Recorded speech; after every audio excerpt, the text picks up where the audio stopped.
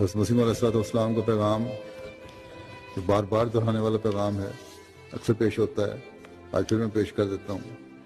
فرمایا کہ یاد رہے کہ خدا نے مجھے عام طور پر زلزلوں کی خبر دی ہے، بس یقیناً سمجھو کہ جیسا کہ پیش گوئی کے مطابق امریکہ میں زلزلے آئے، ایسا ہی یورپ میں بھی آئے، اور نیز ایشیا کے مختلف مقامات میں بھی آئیں گے، اور بعض ان میں سے قیامت کا نمونہ ہوں گے، اور اس قدر موت ہوگی کہ خون کی نہریں چلیں گی۔ اس موت سے پرند چرند بھی باہر نہیں ہوں گے، اور زمین پر اس قدر سخت تباہی آئے گی کہ اس روز سے کہ انسان پیدا ہوا ایسی تباہی کبھی نہیں آئی ہوگی، اور اکثر مقامات زیر و زبر ہو جائیں گے کہ گویا ان میں کبھی آبادی نہ تھی، اور اس کے ساتھ اور بھی آفات زمین اور آسمان میں ہولناک صورت میں پیدا ہوں گی، یہاں تک کہ ہر ایک عقل مند کی نظر میں وہ باتیں غیر معمولی ہو جائیں گی، اور خیر اور فلسفہ کی کتابوں کے کسی صفحے پہ ان کا پتہ نہیں ملے گا۔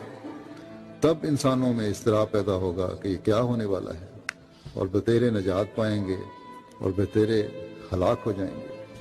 وہ دن نزدیک ہیں، بلکہ میں دیکھتا ہوں کہ دروازے پر ہیں، کہ دنیا ایک قیامت کا نظارہ دیکھے گی، اور نہ صرف زلزلے بلکہ اور بھی ڈرانے والی آفتیں ظاہر ہوں گی، کچھ آسمان سے اور کچھ زمین سے۔ یہ اس لیے کہ نوع انسان نے اپنے خدا کی پرستش چھوڑ دی ہے، اور تمام دل اور تمام ہمت اور تمام خیالات سے دنیا پر ہی گر گئے ہیں۔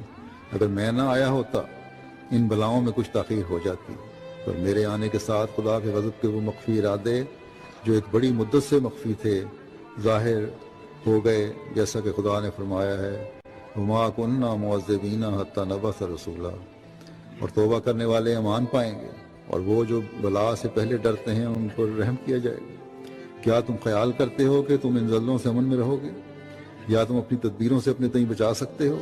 ہرگز نہیں۔ انسانی کاموں کا اس دن خاتمہ ہوگا۔ یہ مت خیال کرو کہ امریکہ وغیرہ میں سخت زلزلے آئے اور تمہارا ملک ان سے محفوظ ہے۔ اے یورپ تو بھی امن میں نہیں، اور اے ایشیا تو بھی محفوظ نہیں، اور اے جزائر کے رہنے والوں کوئی مصنوعی خدا تمہاری مدد نہیں کرے گا۔ میں شہروں کو گرتے دیکھتا ہوں اور آبادیوں کو ویران پاتا ہوں۔ وہ واحد یگانہ ایک مدت تک خاموش رہا، اور اس کی آنکھوں کے سامنے مکروہ کام کیے گئے، اور وہ چپ رہا، مگر اب وہ ہیبت کے ساتھ اپنا چہرہ دکھلائے گا۔